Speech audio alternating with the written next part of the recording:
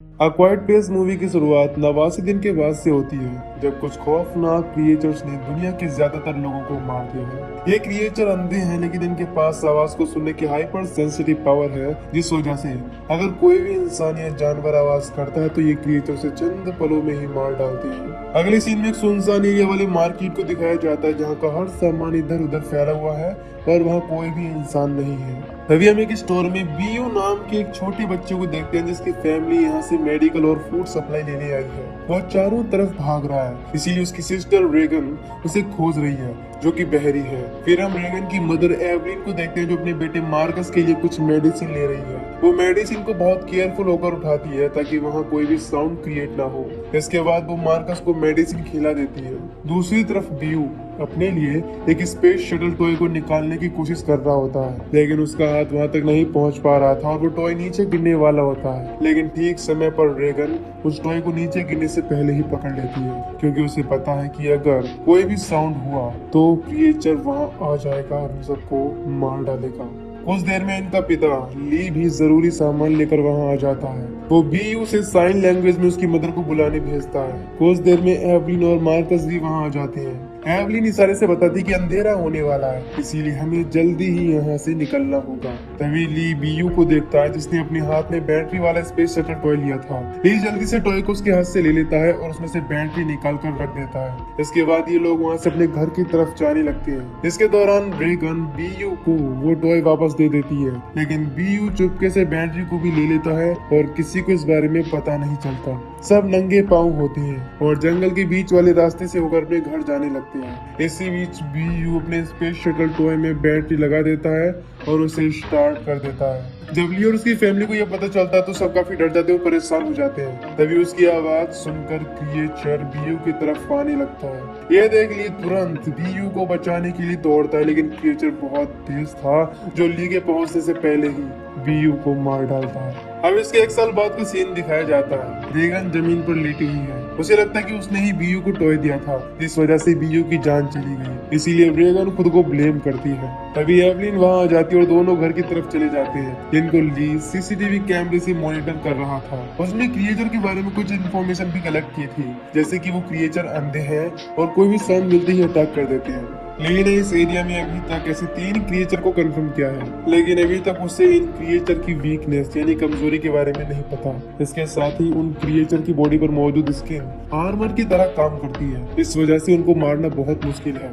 अब ली रेडियो पर बाहरी दुनिया से कांटेक्ट करने की कोशिश करता था कि वो अपनी फैमिली को यहाँ से बाहर निकाल सके, लेकिन हर बार की तरह इस बार भी वो किसी से कांटेक्ट नहीं कर पाता। बाहर मार्कस एक गाड़ी के अंदर खेल रहा था, जो ली को देखने के बाद बाहर आ जाता है और ली उसे अपनी मदर के पास भेज देता है। इसके बाद हम एवलिन को बेसमेंट पे देखते हैं, जो अपने आने वाले नए बच्चे के लिए तैयारी कर रही है। इसके लिए एवलिन ने ऑक्सीजन मास्क और एक बॉक्स तैयार किया है। इसका यूज हमें आगे पता चलेगा। कुछ दिन बाद एवलिन सबके लिए डिनर तैयार कर लेती है। डिनर से पहले सब एक दूसरे का हाथ पकड़कर प्रेयर करते हैं। डिनर करने के बाद रेगन और मार्कस एक साथ खेलने लगते हैं। इसके दौरान गलती से मार्कस वहां रखी लालटेन को तोड़ देता है और वहां आग पकड़ लेता है, लेकिन ली जल्दी से उस आग को बुझा देता है और सबको साइलेंट रहने का इशारा करता है। अब इस आवाज को उन क्रिएचर्स ने यानी कि मॉन्स्टर्स ने सुन लिया था, इसीलिए वो इनके घर पर आ जाता है, लेकिन जब उसे कोई हलचल नहीं मिलती तो वो चला जाता है। इसके बाद ली और उसकी फैमिली को राहत की सांस मिलती है। उसी समय बाहर कोई जानवर आवाज करता है, जिसके बाद क्रिएचर उसे एक ही झटके में मार डालता है। अब रात में ली रेगन के लिए हियरिंग एम्पलीफायर बनाता है, ताकि रेगन फिर से आवाज को सुन सके। अब अगले दिन ली घर जाने वाले रास्ते में रेत गिराता है, क्योंकि रेत पर चलने से कम आवाज होती है। वहीं रेगन चुपके से चलते हुए अपने घर की डाउनस्टेयर की तरफ जाने वाली होती है। तभी ली वहां आकर उसे पकड़ लेता है, जिसके बाद रेगन नाराज होकर जाने लगती है। ली उसे इशारे से समझाता है कि तुम नीचे नहीं जा सकती, क्योंकि तुम्हें पता है नीचे क्या है। इस पर रेगन कहती कि अब मैं बच्ची नहीं हूँ, मुझे पता है कि आवाज नहीं करनी। इसके बाद ली उसे अपनी बनाई हुई हियरिंग एम्पलीफायर देता है, लेकिन रेगन उसे लेने से इनकार कर देती है, क्योंकि उसे लगता है कि हर बार की तरह इस बार भी ये काम नहीं करने वाला। लेकिन फिर भी ली एम्पलीफायर को उसके हाथ में रखकर वहां से चला जाता है। इधर मार्कस अपनी मदर के साथ पढ़ रहा था। तभी ली वहां आता है और उसे अपने साथ बाहर लेकर जाना चाहता है, लेकिन मार्कस बाहर नहीं जाना चाहता था, क्योंकि वो क्रिएचर से काफी डरा था। फिर उसकी माँ यानी एवलिन साइन लैंग्वेज से उसे समझाती है कि ली तुम्हें कुछ नहीं होने देगा, वो तुम्हें कुछ जरूरी स्किल्स सिखाना चाहता है, ताकि तुम इस डेंजरस एनवायरनमेंट में भी सर्वाइव कर सको, और ये चीज तुम्हारे लिए बहुत जरूरी है। इस तरह एवलिन मार्कस को ली के साथ में जाने के लिए मना लेती है। अब ली मार्कस को अपने साथ लेकर निकलने वाला होता है, तभी रेगन वहाँ आती है और कहती है कि मैं भी साथ में चलना चाहती हूँ, लेकिन ली उसे अपने साथ नहीं ले जाना चाहता। वो कहता है कि तुम अपनी मदर के साथ यानी माँ के साथ यहीं पर रुको, उसे तुम्हारी मदद की जरूरत है। इस बात से रेगन नाराज हो जाती है और वहाँ से चली जाती है। इसके बाद ली भी मार्कस के साथ वहाँ से निकल जाता है। अब रेगन घर में आ जाती है और बहुत दुखी होती है। तभी उसे ली के दिए हुए हियरिंग एम्पलीफायर के बारे में याद आता है। इसके बाद वो उसे ट्राई करती है और वो एम्पलीफायर काम कर रही होती है। उसी समय रेगन को अपने छोटे भाई बीयू के बारे में याद आने लगता है, जिसको क्रिएचर ने 1 साल पहले मार दिया था। उसे याद करके रेगन रोने लगती है। इसके बाद वो भी अपने बैग में कुछ सामान रखती है और वहाँ से चली जाती है। दूसरी तरफ ली मार्कस को लेकर एक नदी किनारे जाता है, जहाँ पानी के बहने से काफी आवाज आ रही थी। ली मार्कस को मछली पकड़ना सिखाना चाहता था, इसीलिए ली वहाँ से एक मछली को पकड़ता है, लेकिन बाहर लाते समय वो मछली भागने लगती है, जिस वजह से आवाज होती है और मार्कस बहुत डर जाता है। वो इशारा करके ली से कहता है कि इस आवाज को सुनकर क्रिएचर इस तरफ आ रहे होंगे। फिर ली उसे शांत कराता है और समझाता है कि यहाँ पर नदी के पानी के बहाव से तेज आवाज आ रही है, इस वजह से वो क्रिएचर इस आवाज को नहीं सुन पाएंगे, इसीलिए तुम्हें डरने की कोई जरूरत नहीं है और तुम बिल्कुल सेफ हो। इसके बाद ली मार्कस को एक झरने के पीछे ले जाता है, जहाँ पर ली उसको अपनी आवाज निकाल कर दिखाता है और यकीन दिलाता है कि झरने की आवाज से क्रिएचर इनकी आवाज को नहीं सुन पाएंगे। इधर एवलिन घर पर कपड़े धो रही थी और वो उनको सुखाने के लिए ऊपर लेकर जाने लगती है। इसके दौरान कपड़े वाला एक बैग स्टेयर में लगी एक कील में फंस जाता है। इससे एवलिन जैसे ही बैग को ऊपर खींचती है वो कील सीधी हो जाती है और बाहर आ जाती है, लेकिन एवलिन को इस बारे में पता नहीं चलता। इधर मार्कस अपने फादर से पूछता है कि बीयू के साथ जो हुआ क्या उसके लिए आप रेगन को ब्लेम करते हो। इस पर ली कहता है कि बीयू के साथ में जो भी हुआ उसमें किसी की गलती नहीं थी, इसीलिए मैं रेगन को क्यों ब्लेम करूंगा। दूसरी तरफ रेगन बीयू के मेमोरियल के पास आ जाती है, जहाँ पर बीयू को क्रिएचर ने मारा था। रेगन वहाँ पर बीयू के बारे में याद करने लगती है। इधर ली और मार्कस जंगल के रास्ते से घर आ रहे होते हैं। इसके दौरान इनको जंगल में एक बूढ़ा आदमी मिलता है। वहाँ पर एक डेड बॉडी भी पड़ी हुई थी। वो बूढ़ा आदमी चिल्लाने वाला होता है। ली उसे इशारे में आवाज निकालने से मना करता है, लेकिन वो बूढ़ा आदमी नहीं मानता और चिल्लाने लगता है। ये देख जल्दी से ली मार्कस को लेकर एक पेड़ के पीछे छुप जाता है। कुछ ही देर में क्रिएचर उस बूढ़े आदमी के पास पहुंच जाता है और एक झटके में ही उसको मार डालता है। क्रिएचर की आवाज सुनकर मार्कस की हालत खराब होने लगती है, लेकिन ली उसे संभाल लेता है। इधर एवलिन को लेबर पेन होना शुरू हो जाता है, इसीलिए वो जल्दी जल्दी नीचे आने लगती है। तभी अचानक से वो अपना पैर कील के ऊपर रख देती है, जिससे एवलिन के हाथ में रखा हुआ ग्लास फ्रेम नीचे गिरकर टूट जाता है और आवाज भी होती है। एवलिन के पैर में वो कील घुस गई थी, जिस वजह से एवलिन को काफी पेन होने लगता है। फिर भी वो अपनी आवाज पर कंट्रोल रखती है और पैर को बाहर निकालती है, लेकिन वो समझ जाती कि आवाज को क्रिएचर ने सुन लिया होगा और यहाँ जरूर आएगा। अब एवलिन वहाँ की सभी रेड लाइट को ऑन कर देती है, जो ली के लिए एक सिग्नल था। कुछ ही देर में क्रिएचर घर के अंदर आ जाता है। इसके बाद एवलिन वहीं छुपने लगती है। दर्द की वजह से उसका हाल बेहाल हो रहा था, लेकिन फिर भी वो आवाज को रोकने की पूरी कोशिश कर रही थी। कुछ देर में ली और मार्कस भी घर के बाहर आ जाते हैं। जब ली रेड लाइट जलती हुई देखता है तब समझ जाता है कि एवलिन खतरे में है, इसीलिए वो जल्दी से घर की ओर भागता है। इधर क्रिएचर आवाज सुनने की कोशिश करता है। उसी समय वहाँ की टाइमर वाली घड़ी बजने लगती है, जिसके बाद क्रिएचर उस आवाज की तरफ टूट पड़ता है। इसका फायदा उठाकर एवलिन ऊपर आ जाती है। वो बाहर भागने की कोशिश करती है, लेकिन वहाँ पर एक और क्रिएचर घूम रहा था। एवलिन मार्कस को एक टॉर्च देता है और घर के बाहर रखी हुई रॉकेट को जलाने भेजता है। पहले तो मार्कस जाने से मना करता है क्योंकि उसे डर लग रहा था। फिर ली उसे समझाता है कि मैं तुम्हें कुछ नहीं होने दूंगा, लेकिन इस समय तुम्हारी माँ को तुम्हारी जरूरत है, इसीलिए तुम्हें ये करना ही होगा। इसके बाद मार्कस उसकी बात मान जाता है। वो वहाँ से भागते हुए रॉकेट की तरफ जाता है। इधर एवलिन को लेबर पेन की वजह से ब्लीडिंग होने लगती है, जिस वजह से आवाज को रोकना उसके लिए मुश्किल होता जा रहा था और अब क्रिएचर भी काफी नजदीक आ चुका था। उसी समय मार्कस रॉकेट को जला देता है, जिसके बाद बाहर बहुत ही ज्यादा साउंड क्रिएट हो जाती है और ली शॉटगन लेकर अंदर आ जाता है। वहीं रेगन भी जब रॉकेट की आवाज सुनती है वो भी भागती हुई घर की तरफ आने लगती है। ले घर में लगी हुई ब्लड को फॉलो करने लगता है और ऊपर पहुंचकर बाथ टब में बहुत सारा ब्लड देखता है। एक पल के लिए ली को लगता है कि उसने आने में बहुत देर कर दी, तभी उसे एवलिन का हाथ नजर आता है। इसके बाद ली देखता है कि एवलिन ठीक है और उसने अपने बच्चे को जन्म दे दिया है। अब मार्कस भी घर की तरफ आने लगता है। उसी समय उसे क्रिएचर के वहाँ होने की आहट मिलती है। इसके बाद मार्कस टॉर्च के साथ मक्की के खेत में भागने लगता है, लेकिन इसी बीच उसका पैर टकरा जाता है और वो गिर जाता है। इधर ली एवलिन और बच्चे को लेकर बेसमेंट वाले केबिन की तरफ जाने लगता है, लेकिन उसी समय वो छोटा बच्चा रोने लगता है, जिस वजह से क्रिएचर वहाँ आ जाता है। लेकिन ली तुरंत अंदर चला जाता है और ऊपर एक मोटी बेडशीट रख देता है। अंदर ले जाने के बाद ली बच्चे को ऑक्सीजन मास्क लगाता है और बॉक्स के अंदर रख देता है। इसके बाद बच्चे की आवाज आनी बंद हो जाती है।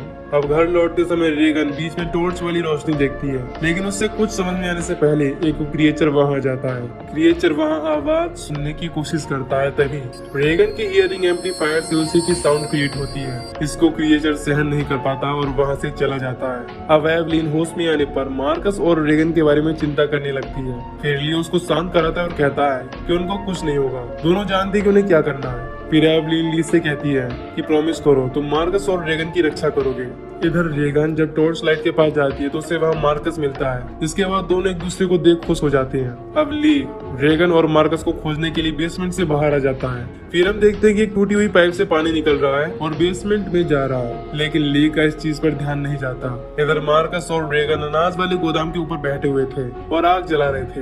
दोनों को उम्मीद होती है कि ली इस आग को देखने के बाद उनको खोज लेगा, लेकिन बदकिस्मती से उनके पास का फायर लिक्विड खत्म हो जाता है। इस वजह से दोनों बहुत उदास हो जाते हैं। दूसरी तरफ ली दोनों को सीसीटीवी वाले सिस्टम पर खोजता है, लेकिन दोनों से कहीं नजर नहीं आते।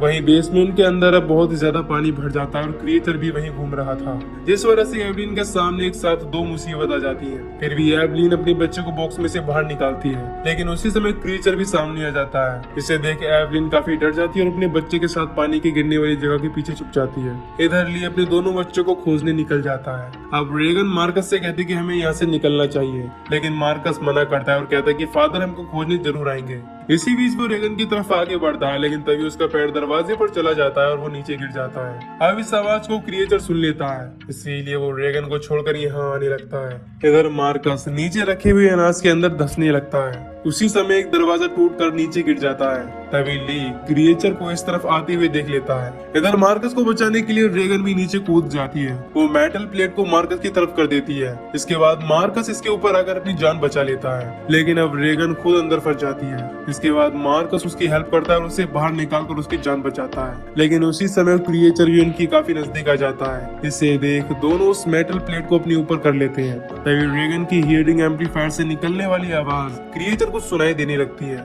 लेकिन क्रिएचर के लिए वो आवाज बहुत पेनफुल थी, इसीलिए क्रिएचर को वहाँ से भागना पड़ता है। इसके बाद ये दोनों भी वहाँ से बाहर आ जाते हैं। अब ली भी उनको खोजते हुए वहाँ आ गया था। फिर सब एक दूसरे से मिलकर काफी खुश हो जाते हैं। ये सब एवलिन सीसीटीवी कैमरे पर देख रही होती है और अब वो भी बहुत खुश हो जाती है। लेकिन तभी ली क्रिएचर की आवाज सुनता है, जिसके बाद वो मार्कस और रेगन को पिकअप के अंदर छुपने के लिए भेज देता है, लेकिन वो क्रिएचर वहीं ऊपर बैठा था जो ली पर हमला करके उसको जख्मी कर देता है। यह देख मार्कस चिल्लाने लगता है, जिसकी आवाज से क्रिएचर अब उसकी तरफ जाने लगता है। इस बार रेगन एम्पलीफायर की आवाज को बर्दाश्त नहीं कर पाती, इसीलिए वो इस डिवाइस को बंद कर देती है। अब क्रिएचर वहां आकर पिकअप के ऊपर अटैक कर देता है और उसे जोर जोर से हिलाने लगता है। तभी ली उठता है और क्रिएचर को देखता है। उस समय रेगन ली की तरफ देख रही थी। फिर ली उसे इशारे से बताता है कि मैं तुम लोगों से बहुत ही ज्यादा प्यार करता हूँ और मैं तुम्हें कुछ नहीं होने दूंगा। ये देख रेगन भी मुस्कुराने लगती है। इसके बाद ली जोर से चिल्लाता है और क्रिएचर के ध्यान को अपनी तरफ अट्रैक्ट करता है। इसके बाद क्रिएचर उस पर हमला कर देता है। ये देख रेगन बहुत दुखी हो जाती है, लेकिन वो अपने फादर को बचाने के लिए कुछ भी नहीं कर सकते थे। ये सब एवलिन भी देख रही थी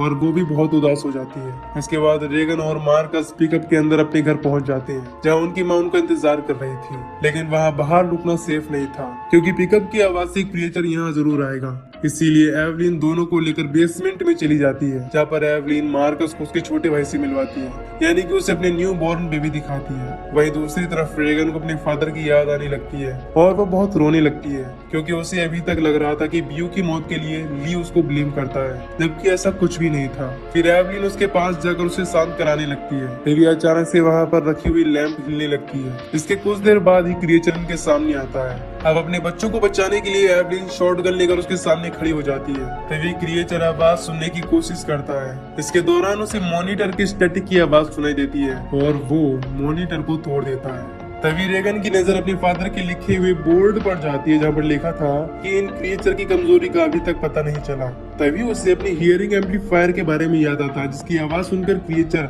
स्ट्रेस हो जाता था।